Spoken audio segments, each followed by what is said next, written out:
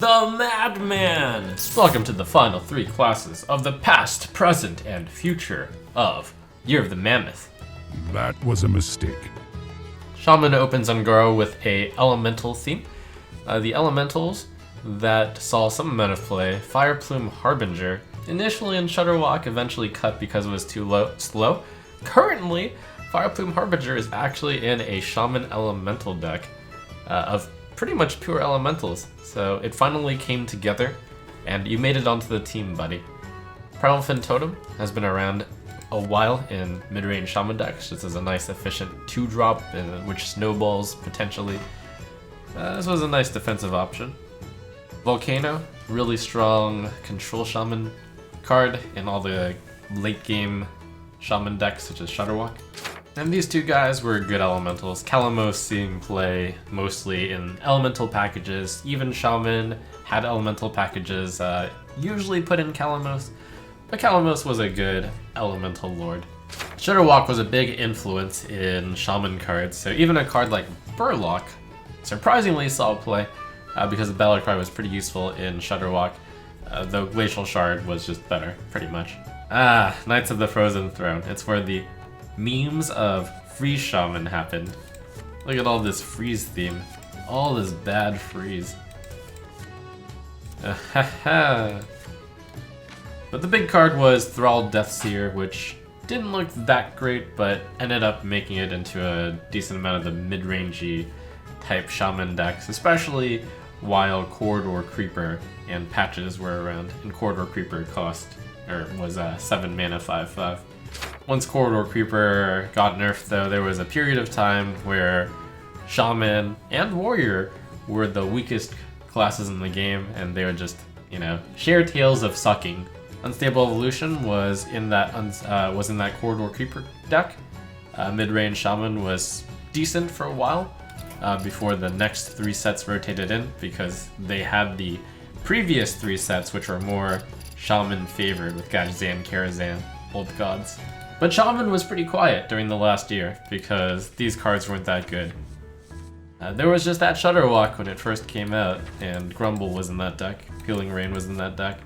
Murmuring Elemental was in the initial part where you wanted to guarantee your Shudderwalk. This was the basic totem set, and basic totems weren't very popular.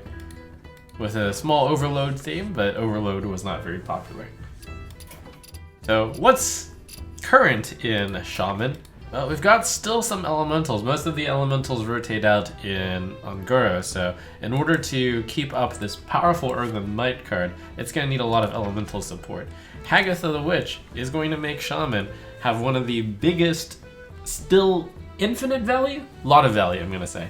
Hagatha the Witch could be a big draw point, and Shudderwalk is still really good if you get to play a lot of battle cries beforehand. It seems like Shaman is going to stay an elemental set, so I would expect elemental class. So I'd expect more elementals like Menacing Nimbus to be printed. A lot of elementals in Boomsday. Here's 4 of them. Voltaic Burst summons 2 elementals. Elementary Reaction interacts with elementals. Whether or not elementals will be a thing depends a lot on the next set, but this is a good baseline. Boomsday with a lot of decent cards for elementals and for Shamans, but it's going to need a little bit more. This Thunderhead's still really good with Overload, so there's a lot of baseline cards to go off of. And Rumble still has my pet Spirit of the Frog card, alongside with Kragwa the Frog, with less emphasis on infinite value as those cards rotate out. If you can't have infinite value, how about Spirit of the Frog? This gives you a lot of value. So Shaman enters the rotation with 2 main archetypes.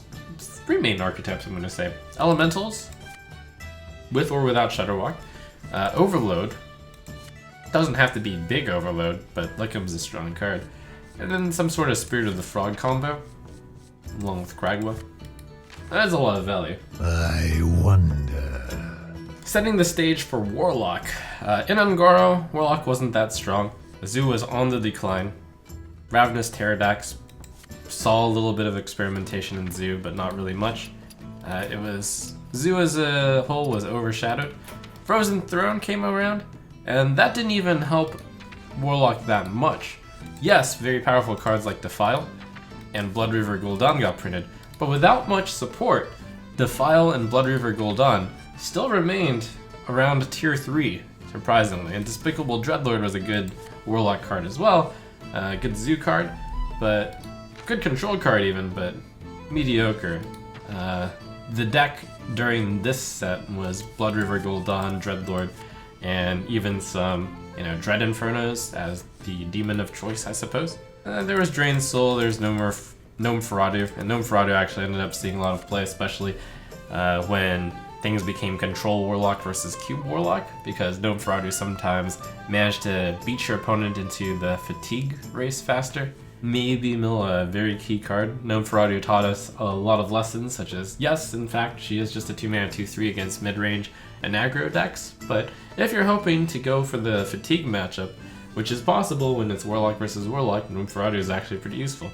Some memes with Howlfiend and Treachery never amounted to anything competitively. And here we go, Cobalt and Catacombs. Every single card from this set was really powerful in Warlock. Dark Pact in Q block, so powerful it had to get nerfed. Kobold Librarian, Zoo, Control Warlock, Q block, just saw play everywhere because a 1-mana 2/1 draw card is insane. Especially as it activated the Spellstone, 4 mana, deal 7 damage, and gain 7 health is insane. Vulgar Homunculus saw some play in Zoo, but ousted by Keleseth, mostly in even luck. Just a strong 2-mana 2/4 taunt, which also buffs your Spellstone. Cataclysm, surprisingly, it actually did see play due to comboing with Blood Bloom in order to get to the Mechathune. Did I talk about Blood Bloom yet? There it is. Blood Bloom. It actually saw some play in the combo deck of Mechathune. Hooked Reaver, powerful card, especially in even luck. Get to the 15 health, get to play a 4-mana 7/7.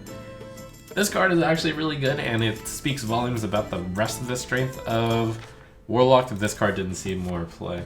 I've already talked about Spellstone, but boy was that powerful. Skull of the Minari, really key card to cheat out the Doom Guards without discarding 2 cards, and the Void Lord, a 9-mana value card that you could just play on turn 6 as you played the Skull of the Minari on turn 5. Possessed Lackey, so powerful that it got nerfed, also 5 mana originally, cheating out the Doom Guards and the Void Lords. Void Lord, by itself, pretty reasonable, but when cheated out on turn 5/6 and then possibly cubed and then, duplicated, that was really, really strong. And Rin, the First Disciple, a lot of hoops to jump through, but Warlock had enough tools with Defile and this demon package that I could stay alive and complete the quest sometimes, especially in the mirror. So boy, is this the most powerful set ever for one class? It could be. 2 of the cards got nerfed, all of the cards still saw play. Ridiculous. So with all of that rotating out, does Warlock still have anything? Well, Zoo is eternal, right? And Duskbat was in my first incarnation of Witchwood Zoo. Duskbat will probably make it back into the Zoo now. Lord Godfrey's still really strong for control. Boomsday has a good Zoo card in the Solarium. Another Zoo card in Doubling Imp. Control card Omega Agent might actually see play given the lack of infinite value. 5 mana for 12-15 worth of stats when you have 10 mana crystals is quite good. Soul Infusion Doubling Imp is still around for the combo wombo. And in Rumble, Grim Rally did see a little bit of play in Zoo with the weakening of the cards. Grim Rally might actually see play, especially if there's a good Death Rattle to activate in the upcoming set. Other than that though, not much provided in this particular set. So Warlock took a heavy beating with its perhaps best cards of all time rotating out. But at least Zoo is eternal. And even if the Warlock card quality isn't that high, it's still got all the neutrals to work with just life tap. Warrior loses the quest, which is a big deal. That was one of their main win conditions. Cornered Sentry saw some play, especially in concert with Dry Whisker Armor as a nice combo. Both will end up rotating out. Starhorn Hatchling, a nice taunt in the control decks, also activates Fire Plume's Heart. Odd Warrior in particular ran both of these quite heavily. And King Mosh saw some play here and there. Nice little finisher. Frozen Throne brought about some interesting warrior decks. One deck that I played a lot was Dead Man's Hand. Quickly cycle through your deck, Dead Man's Hand, your Dead Man's Hand, go infinite. Allowable with Bring It On, which is a card that looked really bad, but gaining 10 armor for 2 mana ended up being pretty solid, especially when you ended up cycling it a lot. Orge's Souls? 2 mana draw 2 is usually good, but 2 weapons, still saw a little bit of play. And Bloodrazor was a good weapon. Quite a good weapon. Was Death Bite light, but still good. Mountfire Armor actually saw a bit of play too, in control type decks. Scourge Lord Garrosh was a reasonable Death Knight. Not too powerful in effect, but the 4/3 Shadowmourne that came with Garrosh was the main reason why people played Garrosh. Does a lot of damage. And Rotface, he actually managed to get in a few games. Alongside the Bloodrazor, Kobolds introduced ways to cheat out Rotface with Woe Cleaver and with Gather Your Party. And that happened. You cheated out Rotface, you cheated out Geosculptor, yep. Reckless Flurry was a good card, especially in Odd Warrior, where you gained a lot of armor early and then you had a nice cheap removal, AoE removal. The Spellstone was powerful, but didn't see that much play. Now, and this shield did make it into some Control Warriors too. A lot of iterations on Control Warrior, a lot of different decks. None of them were ever like outstandingly powerful, but it got there around the Kobolds and Catacombs era. So with that rotating out, what's Warrior gonna get left with?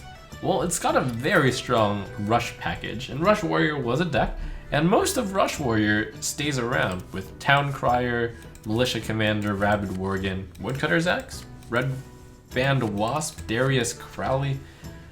All of those are still around. Warpath, excellent control card.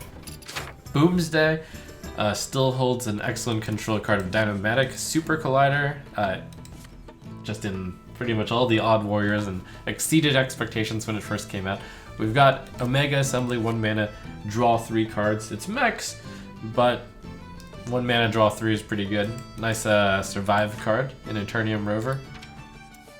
Just like Shaman, Warrior is one of the few classes still with a infinite value machine. And Dr. Boom, Mad Genius, is a really, really strong card now that the other Death Knights aren't overshadowing him. The mech suit power is pretty decent. And you still have the Boom Ship, which cheats out big cards, but not only that, is still viable for a certain combo. The Mechathune Warrior. And this does sound ridiculous, but when all the other OTKs with the Priest are removed out, this combo might actually be the strongest OTK remaining. All you have to do is you have to have the Boom Ship in your hand with Malagos and Mechathune. You Inner Rage your Malagos, you Inner Rage your Mechathune, casually cast Whirlwind, kill off both your Malagos and your Mechathune. Easy 6-card combo.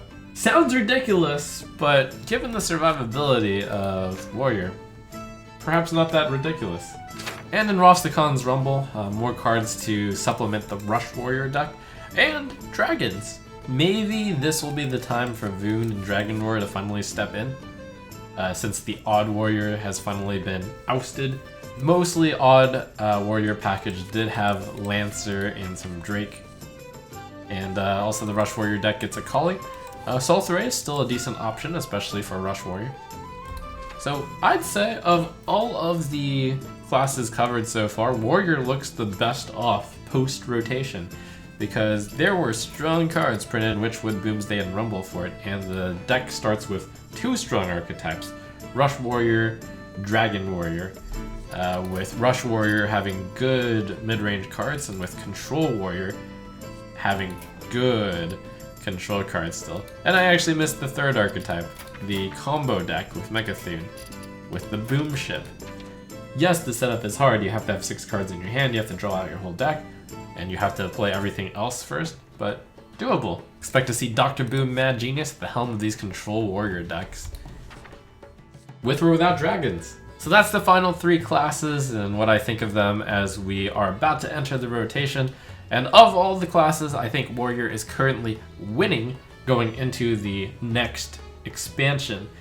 The next expansion is going to be a really big impact because, well, I mean, obviously there's all the sets rotated out, but they give you the big start on what all the classes are going to want to do. If the expansion is relatively unimpactful, then Warrior is going to be leading. If it is impactful, then we're going to have to really look at the best cards of that expansion and seriously think that they're going to have a big impact on the meta. So the next Trump reviews of the expansion is going to be done with the perspective that those cards, if good, will see play in the classes. As opposed to sometimes cards were good and they were just overshadowed by better cards. In this case, if it's a good card, like, it could make that class. So, looking forward to seeing the new cards.